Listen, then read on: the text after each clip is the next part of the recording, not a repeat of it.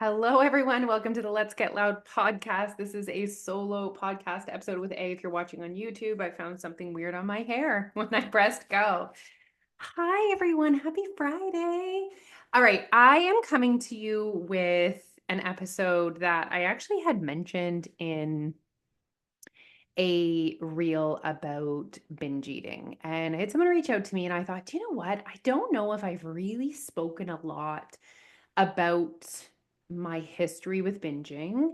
And it's not purposefully, it's not something I'm trying to hide. It's something that honestly, until a couple years ago, it's almost like I I don't want to say I had never used that label before. And I guess that just shows you how kind of not self-aware I was with my eating and my relationship with food. But it wasn't until I don't remember, but there was a moment where I was like, oh my gosh, I used to be a binge eater. So it wasn't when I overcame it, it wasn't like I was like, I'm going to quit binging. It wasn't like that. Anyways, I'm getting ahead of myself. So, hi, everyone. My name is Alicia, and I'm a recovered binge eater, I guess is what I want to talk to you guys about. I'm going to talk to you a little bit about my experience with it, what I did to change the way that I showed up, and kind of what you can look forward to. So, if this is triggering to you, this is a sensitive subject to you, maybe this podcast is not for you. But if you're someone that is struggling with binge eating, maybe it is the podcast for you because I hope it can inspire you to see what is possible. So, I have my earliest memory with my relationship with food is I remember babysitting and I was 12. And listen, during all of this, as you guys are listening, I'm not blaming my parents for the way that they raised me when it comes to my relationship with food. But we never had like chips or chocolate or anything in the house, except maybe like on the weekend we would go to the store but we would like eat it all in that one sitting. Like we would watch a movie, we would eat it all. So it just wasn't like a regular part of my life. And I was babysitting for this family, and they had a junk food cupboard. That's what it was called. That's what they called it. And I remember it overtaking all of my thoughts. And I like couldn't wait for the kids to go to bed so I could eat from the junk cupboard. What was so interesting to me when I reflect back on my behavior is that I would try and do it in a way where they didn't know how much I had eaten. So I would try to eat like a little bit of from everything. And I remember taking like if I had finished something, I'd try to put the wrapper like far down in the garbage so that they wouldn't see. And I did not recognize in that moment at all. And I was 12. Like Alfie's 12, you know? The girls are 10. The girls are turning 11 this year. Like I was their age. I remember my dad worked from home and he had a studio, and in his studio had a big bunch of change. And I would go in his studio and take his change and go to the store. We had a corner store really close to our house. And I would get chips and chocolate bar, and I would binge on it, and I would eat it in secret. So the point that I'm really sharing with you guys is from such a young age, I had a tendency to binge on food and to hide it. There was a ton of shame. So for me, as I started to get freedom as a young adult, that's when my binge eating really escalated. So like I remember when I got my license, and I don't know if I've ever like really even said this out loud to people, but like maybe I'd be driving home from work or driving home from a party or whatever. And I would go to McDonald's and I would get, not like not a, I don't want to say not a reasonable amount of food because who's in charge of that? And like a lot of food. And I would eat it in my car, and I would throw the garbage out, and I would air out the wind, like leave the windows open so it didn't smell. So it was like still, again, that behavior is I was eating without lack of control. Okay. Eating an enormous amount of food in one serving and hiding the evidence. That was like my MO. I would binge at parties, but that is almost like an acceptable place to be eating that way, but I would definitely be trying to do it in a way that like hopefully no one's noticing that I'm eating all of these things, and it would take over so much of my thoughts. I would binge on the weekends. I would create bingeable situations. Like I would be like, "Oh, kids, let's make gourmet cookies. Let's do this. Let's do that." And I would always end up binging on them. I would go to the dollar store sometimes and I would buy 4 chocolate bars, 5 chocolate bars, sit in my car, eating them in a matter of 6 minutes, feel like absolute garbage. I have memories of getting a dozen donuts at Tim Hortons. I don't know if I ate all of the 12. And obviously, like, I don't want to, like, this is not comfortable for me to share in the sense that this is in a sense that that's always been a behavior to me that I've hid from everyone. Like I hid that from everyone. And maybe I hid it from everyone so well that I almost hid it from myself. Like it's almost like I didn't even like believe it myself that I was doing that because I was hiding it so well. And it does feel so I think that's why I feel uncomfortable to share, not because I feel shame anymore. And coming out the other side of it, like I remember the first few times like eating McDonald's in the day of light and just thinking, oh wow, like I'm eating this and I don't feel the need to hide it. Um, so at the end of the day, my biggest problem was my binging. My problem was never the extra fat on my body. The extra weight on my body was the byproduct of my relationship with food. It wasn't a lack of like knowledge or willpower. My issue was my relationship with food. And then unfortunately, what happened is then I just started dieting. And so instead of me in any way getting to where I wanted to be, I was just perpetuating that relationship with food. So I was just attacking the weight on my body. And then I would feel restricted for days, weeks, months, and then I would binge again. And so, I gained and lost 20, 30, 40, 50, 60, 70, 80 pounds numerous times during my adult life dieting. And I really think that entire time that I spent dieting, all I was doing was reinforcing the negative relationship I had with food, just that binge restrict cycle. So I kind of wanted to like share that with you guys so that you had an idea of where I came from and my story as I'm like telling you guys, I'm thinking of all things. Like I remember when I moved to England, I moved by myself and I had a roommate, and after work on a Friday I would get like a whole pizza and I would sit in my room and eat it. At camp where I worked every single summer, I would just binge. Like that was like a binger's worst nightmare or best case scenario, depends how you look at it. But just having a trough of food all the time that's deep fried that you have access to like all the time. 3 meals a day, you're getting like troughs of fried food. And I would just binge and gain a lot of weight every summer. And, I share all of this with you guys because I want you to understand how deep my relationship was with food. And sometimes when I say that, I don't know if everyone gets what I mean. Like, do you guys understand what I mean when I say your relationship with food? I have people in my life that they have the most neutral, rational relationship with food. Food is food. Some of it's more nutrient dense than others. Some of it's more delicious than others, but food is food. For me, so much of my worth was wrapped up in what I ate, when I ate, how much I ate, that it was just so complicated. So I guess I just wanted to like really paint the picture for you guys.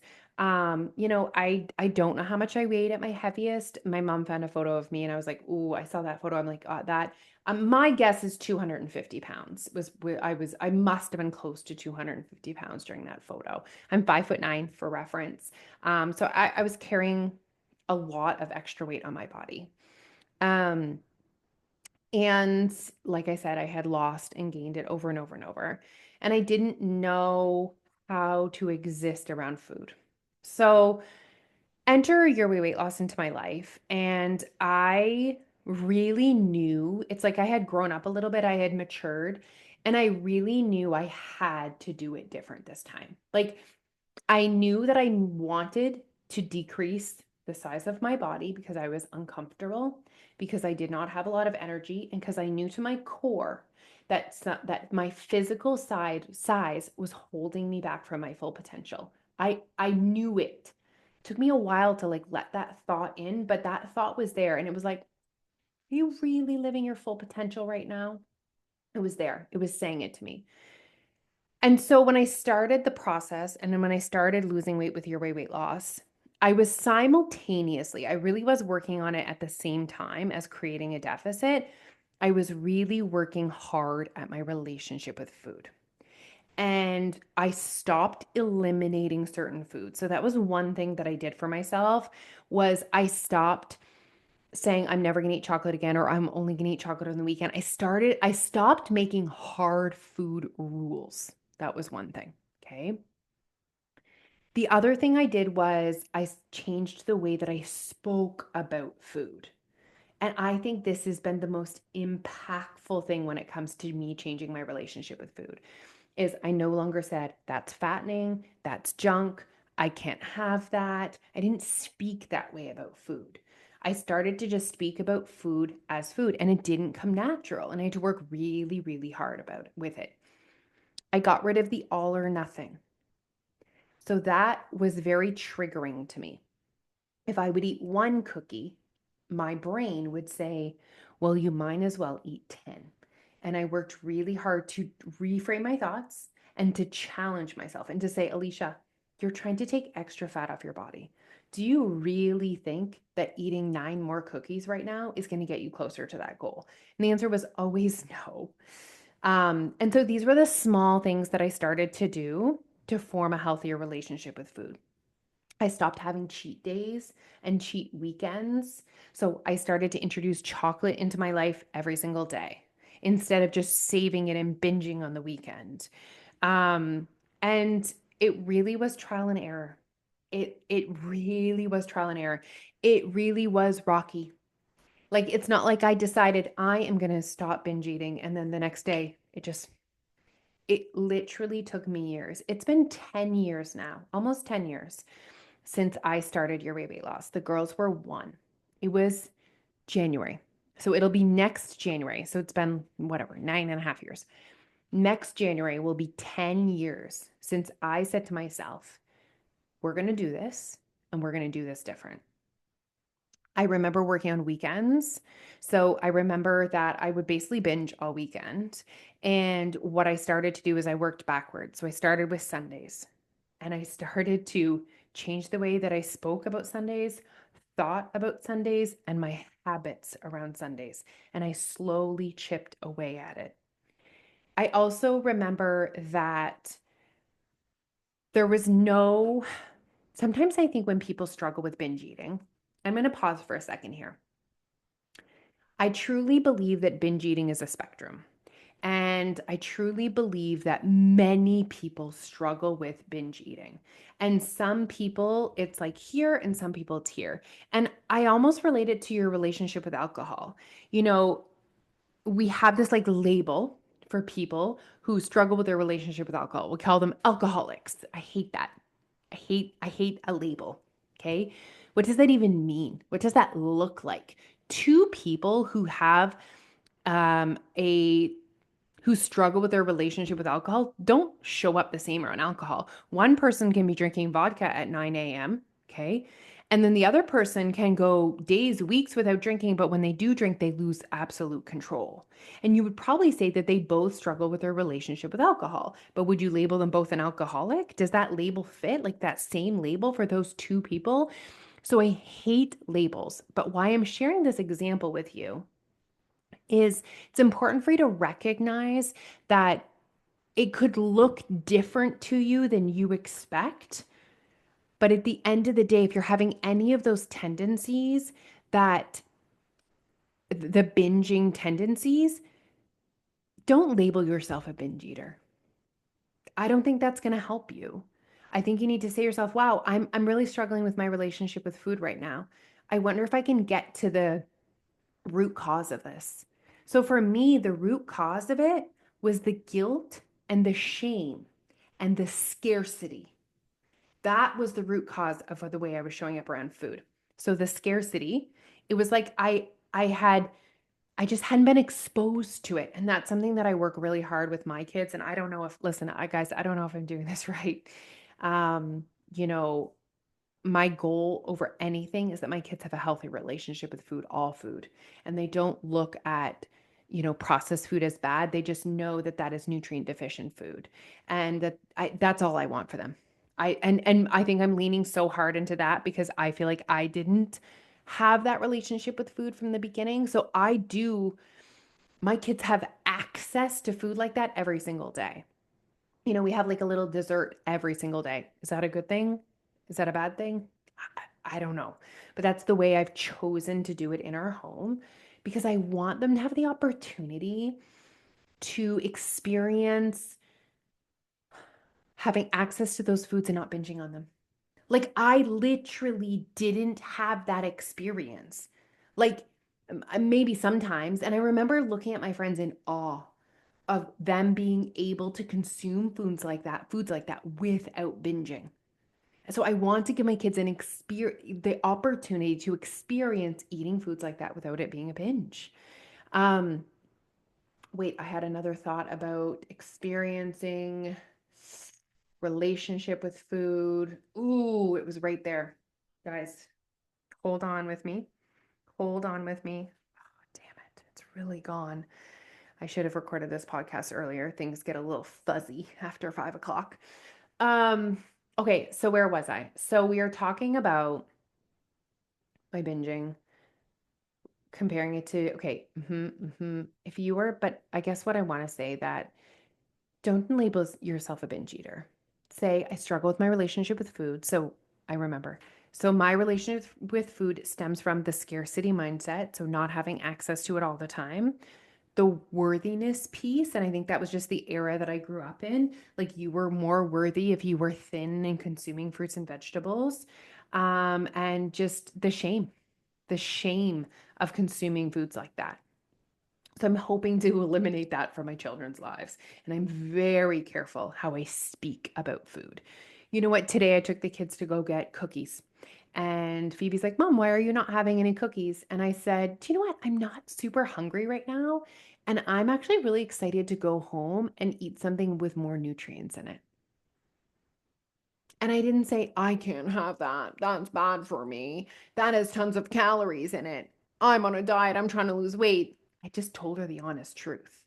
And hopefully that makes her think, okay. And that I can choose to not eat those things. And it just wasn't worth it to me today. Tomorrow, maybe it will be. And I'll go get a cookie. um, but that's where I'm at. So I encourage you guys, if you connected at all with this, that you think back, why? Like, why am I like that? What experience did I have? What thoughts do I have around food that contribute to that?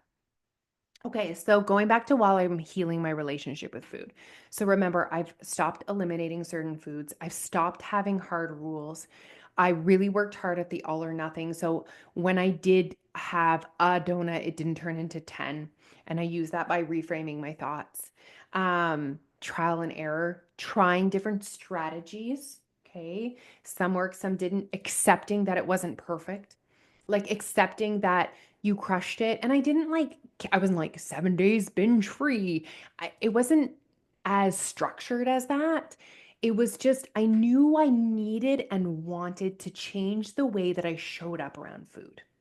And I really just was committed to putting in the time to chip my way at that. Like that's as far as my brain got. I knew my relationship with food was the problem. And I was willing to do what it would take to change my relationship with food. And I was willing to give it the time. And I really did just start small and just start chipping away slowly at those habits. They were habits. And certain things were more triggering than others. And so I used some of my skills from how to eliminate a bad habit. So reducing or eliminating the trigger where possible. Now, here's the thing. And if you struggle with binge eating, you know what I'm talking about.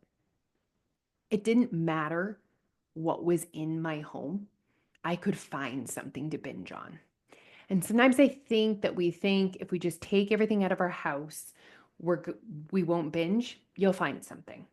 Having said that, while I was healing my relationship with food, there was times where I chose to not have certain things in my home. I remember I remember so hard that I wanted to create a relationship with food where I could have peanut butter and chocolate in my house and chocolate chips. Like I was like, I will create a relationship with food where I can have this in my home and not do shots of chocolate chips and tablespoons of peanut butter. And you guys, that took me years. And there was periods of time where I chose not to buy it, periods of time where I went to dark chocolate, periods of time where I had all the craft peanut butter and the semi-sweet chocolate chips. I had all the things. There's been all sorts of variations of that. But right now, as I sit here and record this with you, I realize I have like 10 different options of chocolate in my home, and I don't binge on them anymore. And I can now drive by a McDonald's alone in my car and not think, maybe I should go there. I don't go to when I go to the dollar store now, I don't think about buying 6 chocolate bars and eating them in my car in secret. And that was the real evolution of changing the way that I thought about food. And it really started with me. Literally, the first change that happened was me committing to it. And then it was me talking differently about it. And then it was me giving myself the opportunity to experience what it would feel like to do something different. So the first time I had that urge to go to McDonald's and eat in secret in my car and I didn't, that was a moment. Like that was a moment in my journey of changing that habit. And then maybe for a year, I would keep driving by, but keep thinking about it. And then the real magic happened when one day I realized I didn't even consider it. I didn't even need to think about not doing it. It's just automatic to not do it now. And what got me there was patience, perseverance, intention, attention, and time. So I just wanted to share this. Someone had reached out to me and asked me about binge eating, and I wanted to share a little bit about my experience with you guys and hopefully inspire you to make some changes in your own life if you're feeling ready to. There are many people that seek professional help for binge eating disorder. If you feel like that is you, I encourage you to seek out that help. I am not a counselor, I'm not a binge eating therapist. I am just simply a person who has eliminated binge eating in their life by healing my relationship with food. And so I just wanted to share that with you guys. So send me a message if you have any questions. DMs are always open. And I do want to just leave you with this is food doesn't control me anymore. And, food doesn't take over so much space in my brain anymore. And that wasn't always the case. And I never, if you would have told me 10 years ago that I would be where I am today, not how much I would weigh, but that I would exist my life, live my life like I live my life today, I would laugh in your face. I would not even believe that it is possible. Was it hard? Yes. Was it hard work? Yes. Did I need to be the boss of it? Yeah. Did I have to drive my own ship? Yep. Did I have to figure out strategies and tools and work so slowly at changing my habits? Yep. But man, was it worth it. All right. Have a great weekend, guys. A kind of a heavy topic, but I hope you guys enjoyed hearing a little bit more about my experience. All right. Bye, guys.